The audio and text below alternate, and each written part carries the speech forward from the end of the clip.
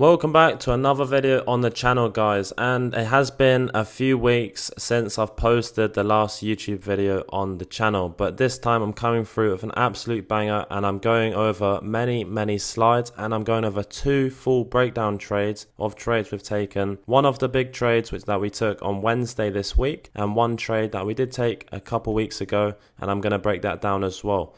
So we're going to go really in depth inside of this video, and get your notepad out. You're going to be taking some notes inside of this video. Let's get straight into it. So today we're going to be going over 4 slides and 2 breakdowns. The first slide is going to be about daily bias. We're going to break down understanding how to run and the correct daily bias. The second slide is going to be how you can approach the market during red folder news events, then group trading using Tradeovate, and how to set up using your fib tool. So getting into the first slide, going over daily bias. So one thing that a lot of people get too caught up on. So they go into the market, they really want to understand and know what the daily bias is. To be honest, if you get too caught up in a daily bias, say you're looking for longs and you really want to look for longs, you're looking for longs, and then you may just miss the cleanest short setup of your life right in front of you because you're so caught up looking for longs. So the majority of the time, the best thing to do is to run a rough daily bias, knowing that you'd rather look for longs because you see this, and this, and it meets your criteria. You're like, okay,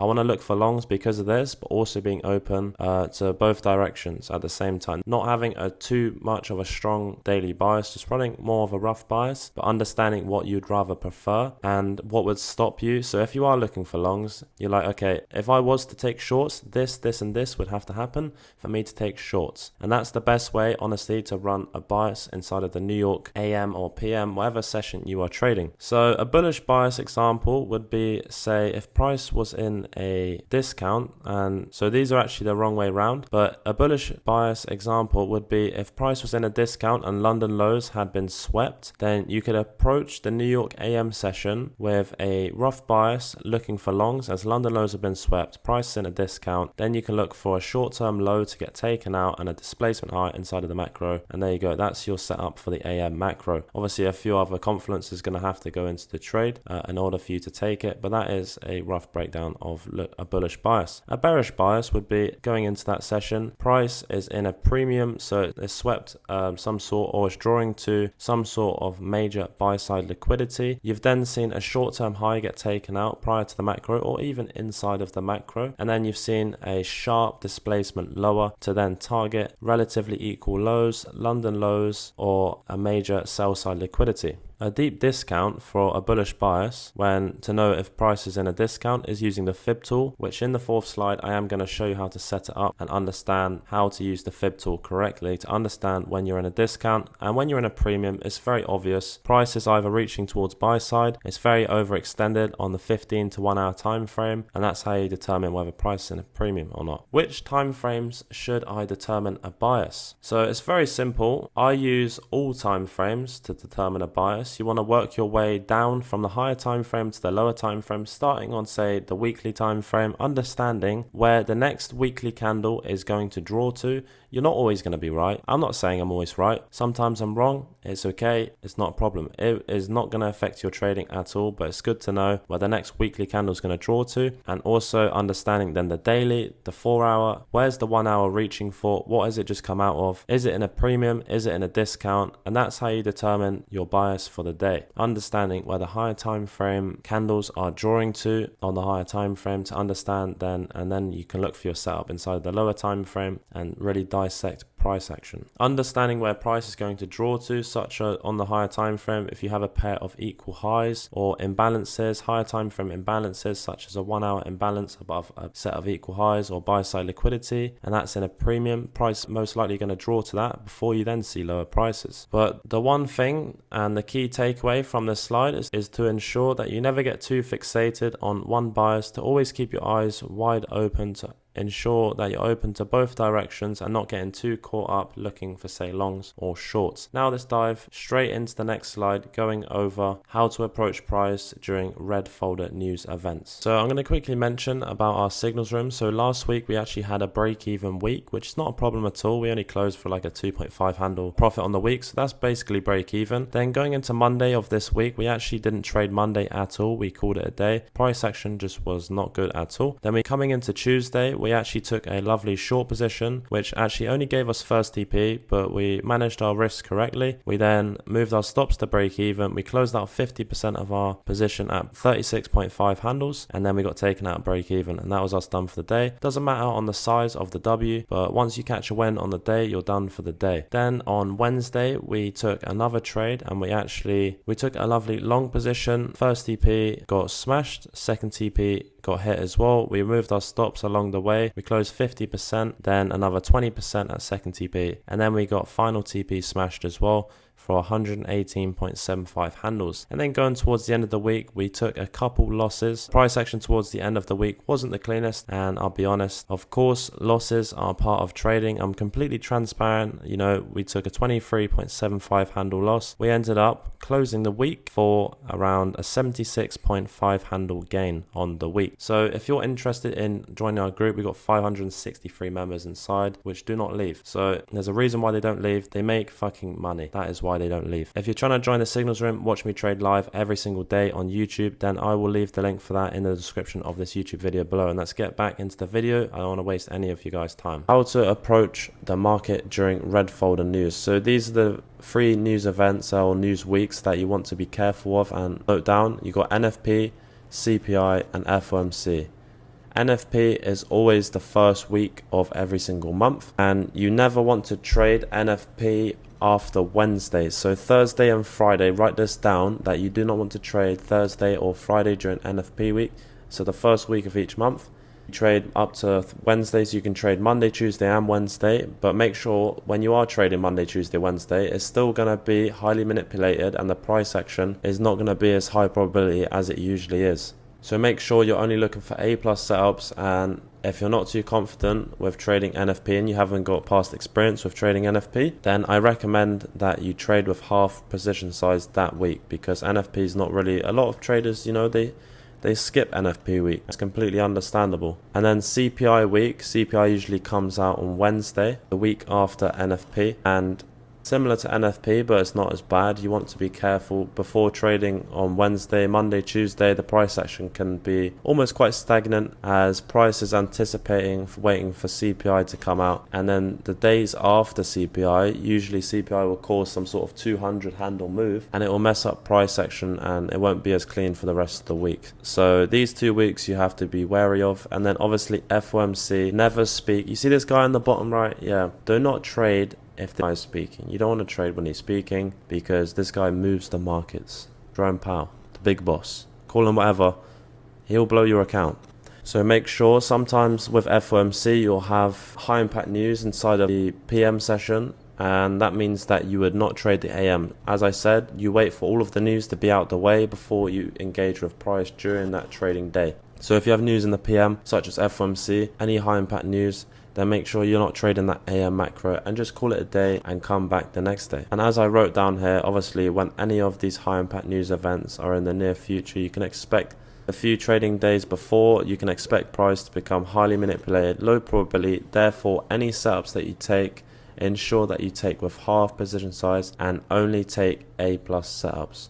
So you want to find setups which are extremely clean and worthwhile, because there's no point risking your account when price action's not in your favor. It's simple. What's the point in engaging with price knowing that it's not high probability, taking a loss, when what's the point in taking a loss? You might as well just not trade. And of course, even on NFP week, because it's highly manipulated and the price action is just not clean at all, even though you think you may have found an A+ setup, and it will be an A+ setup on a normal week, but you can still find that setups like this will just fail right in front of you. And it's not your fault, it's just the market conditions are not right. And a few people have asked me what platform or website do I use to find out when the up and coming news events are coming. So I've left a link here.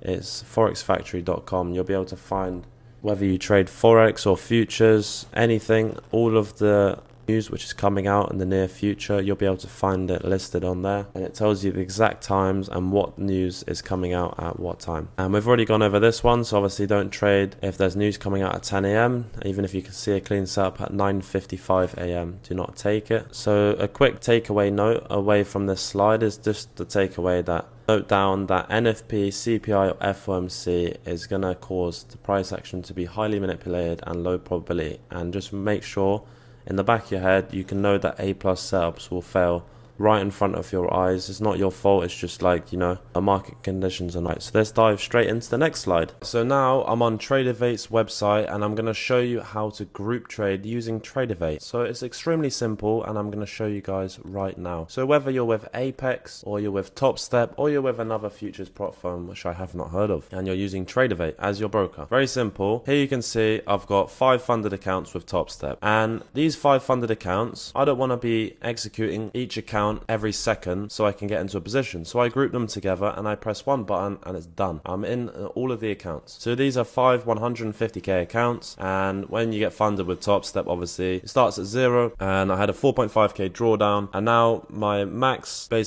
loss would be at 0 currently, because it stops trading at 0 because this balance has got to around 9.5k per account before, and then I hit a fat withdrawal recently which I've shown you guys on my Instagram. I'm very transparent about my withdrawals, and I hit around a 13k withdrawal and a 17k withdrawal. So getting straight into it. So what you want to do is, you see all your accounts here, whether there's Sonnet or Express, then you want to click manage groups. Once you click manage groups, don't worry about this is currently my grouped account, but you want to create a new one. So click the plus button and type in, I'm just going to name it as YouTube groups, and then click OK, and then you'll have a list of all of your accounts here, and then you see this button here, you just drag them across, drag it across, just like that, and then click save. Account group successfully saved. Then click OK, X, and then click the drop down and it will show it here. So YouTube groups account. Then you want to click it and it will show below your account, it will say the group you just created. Make sure there's a blue tick next to it. That means it's activated. So you're currently inside of the group trading for your account. And then say I usually trade with 15 micros on each 150k account, which is 1.5 contracts. Therefore, that's 15 times 5, which is 75 contracts, which will get split across each account. So I got 5 150k funded accounts and I put 15 on each one. So when you click buy, then it would show you 15 go into this one, 15 go into this one, 15, 15, 15. And it's the same for if you was to go short as well,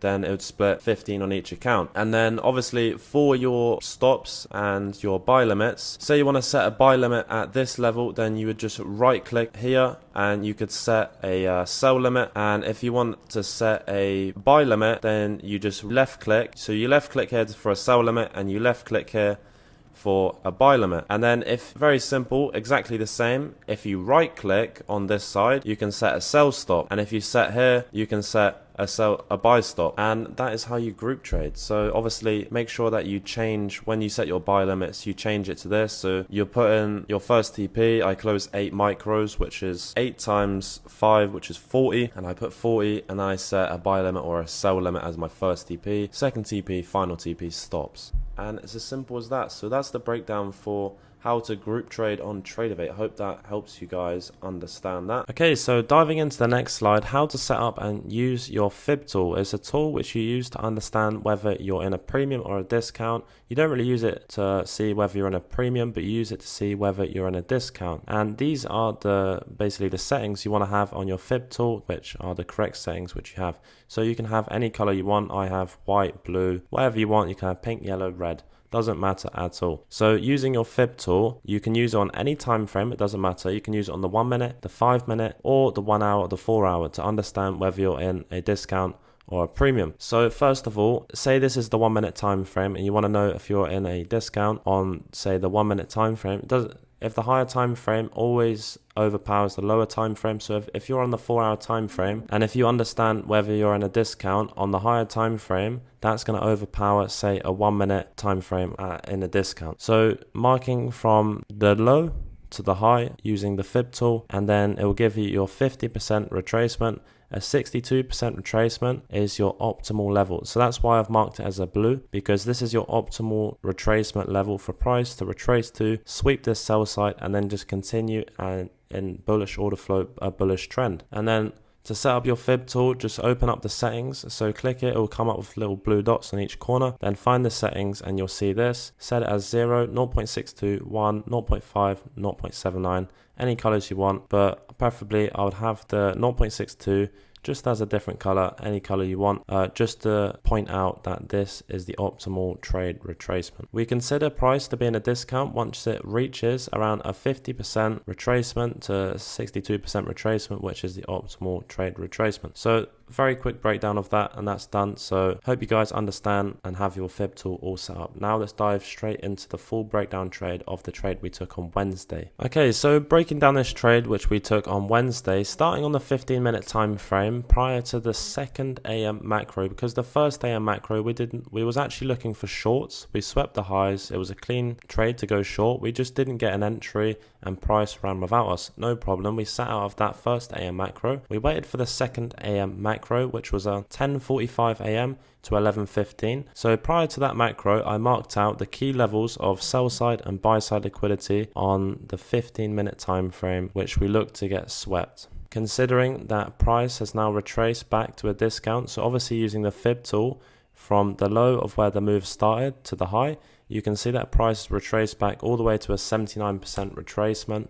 So a sweep of any of these levels of sell side liquidity would put price in a discount, and then we can look to take longs inside of the 2nd AM macro. Okay, so now I've marked out the key levels of buy side and sell side liquidity on the 15-minute time frame. Depending on your screen size, you should mark it out on the 1 hour, 2 hour, just to understand and monitor all of the key levels which you should mark out. Now we're going to drop down to the 1 to 5 minute time frame, monitor price prior to the macro of 10:45 to see whether it sweeps these relatively equal lows here, or sell side at 18,568, and then we can see if there's an opportunity to take longs inside of the 2nd AM macro. Okay, so as you can see here, price has retraced back into a discount. This was the original short we was looking to take. Price swept buy side, major buy side, took out the short-term high, displaced lower, clean 5-minute bearish uni to go short, but we didn't catch an entry inside of the macro, but that is not a problem. So then waiting for the 2nd macro, we're going to see if we get a sweep of these relatively equal lows and then an opportunity to go long.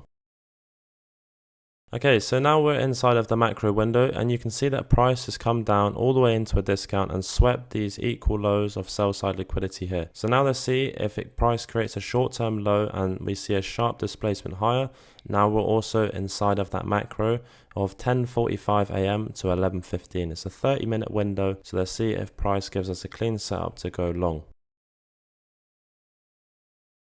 So here's an example here. You can see that price has created a short-term low. It swept the short-term low. So at this point, you would anticipate a displacement higher above that previous short-term high. And you want to see a sharp displacement above that short-term high in order for it to be valid.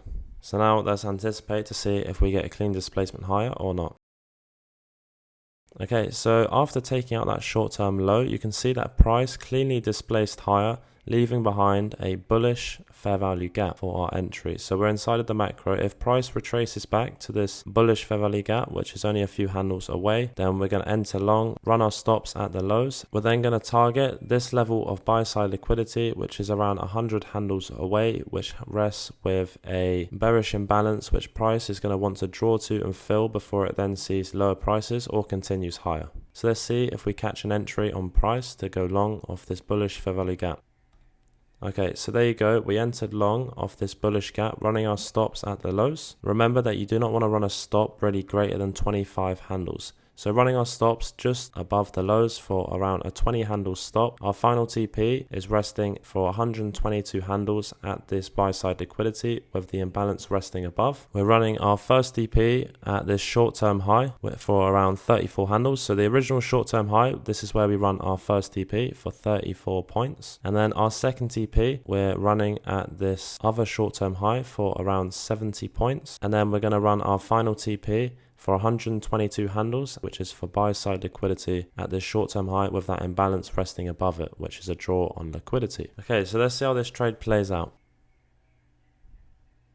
Okay, so there you go, first TP has been hit. At this point we closed off 50% of our position and we moved our stop straight to break even. So the trade's completely risk free with our stops at break even, 50% closed out. Now let's see whether we get second TP or taken out at break even. And there you go, so that's second TP hit, and at this point we closed out a further 20% of our position, therefore leaving us with around 30% left inside of this position. We're leaving our stops at break even at this point because there is no short-term low to trail our stops to. And after second TP, you must trail your stops, either leave them at break even or trail them 2 swing lows behind, because you'll find that price after second TP would want to retrace, take out at least one short-term low. As the majority of people trail their stops to that short-term low, it will take that level out and then gather liquidity to then go to final TP. So after second TP, you trail your stops either 2 swing lows behind or just leave them at break even. So now let's see whether we get final TP or not. And there you have it. So final TP smashed and we secured around 118.75 handles on the day, not 122. But it was still a very massive day indeed and a very good trade caught live inside of the group. I'm going to show you a breakdown trade of one of the trades we took a little while back, but I find it will help you guys understand the type of setups that we take day in and day out. So I thought I'd include multiple breakdown trades inside of this YouTube video to give you a full feel and understanding. So let's get straight into the next video.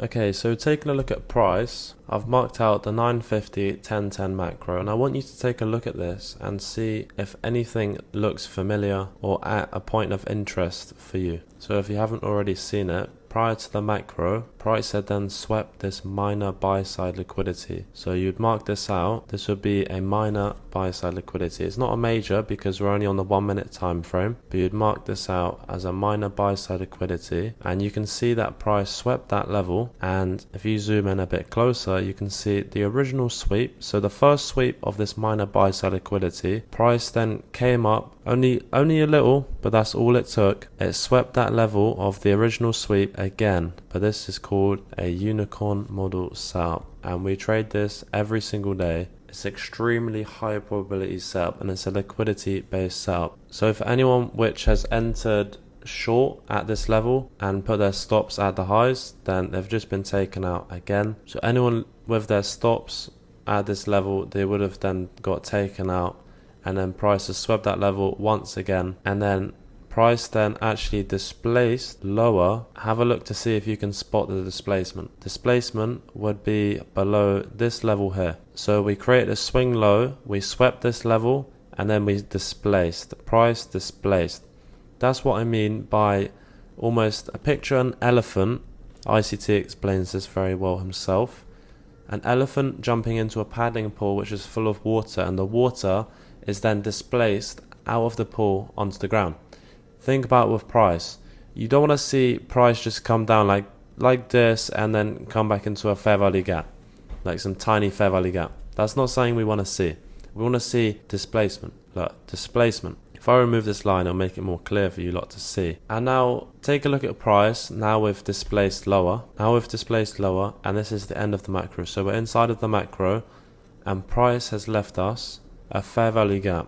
And a fair value gap is from the low of this wick and the high of this wick. You see this is a gap. This is pure candle, and there's no wicks of the candles covering it up. So we call this either a fair value gap or an imbalance in price, and price always or most likely wants to draw to an imbalance or a fair value gap to rebalance price before it then moves lower towards the next point of interest or liquidity. So you'd mark this out.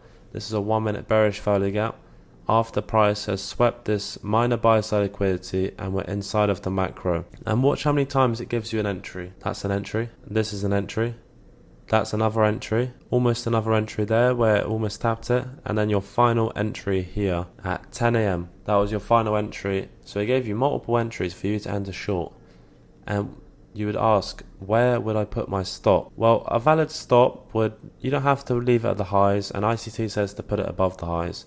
You don't actually have to put it that high up. A stop around, just below the highs, around 58 would be completely valid, and it's okay to put your stop around this level here, 258. So you would enter short. As soon as price comes up to this fair value gap, you would enter short off a tap, and then you would instantly run a stop around this level here. And you see, look at the size of the stop, as I mentioned earlier, 17 to 20 handle stop, and look at that, 18.5 handle stop. That's what it should be. And you would run your first TP at 25 handles. So let's put it at 25 handles, and your first TP would be at this level here. Your second TP you run at 50 handles, which is at this level here, and your final TP would be at the opposing liquidity for 112 handles. And we mark this opposing liquidity on the 15-minute time frame. So let's skip onto the 15-minute time frame, and I'll show you this level which we marked out. You can see this is a major low in price, which we'd look for a draw on liquidity, and we have these bullish fair value gaps which are imbalances in price. And what did I say earlier? An imbalances in price is a point of interest. So price will look to draw towards an imbalance such as this before we see another move higher. So we have sell side and imbalances resting below it, such as daily bullish gaps, 1 hour bullish gaps, 15. And that is what we use for our final TP. And then at this point here, we closed out 50% of our position, and we moved our stops to this previous swing high. So we had a stop of around 7 handles, and we guaranteed ourselves profit on that trade. When price then came to this low here, it was coming down to this low. We moved our stops to break even, and then second TP was hit. But I just want to stop for a second.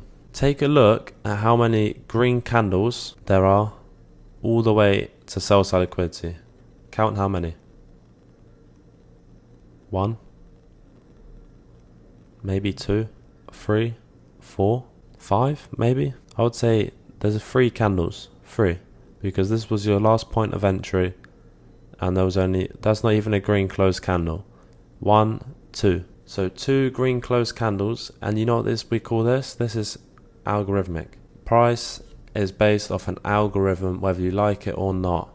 No one is clicking the button, no one's manipulating price. Of course, hedge funds and big players manipulate price, but it's all done by an algorithm, which, if understood, you can make money working with the algorithm. And then the algorithm delivered price all the way to sell side liquidity, and look how sweet the delivery was.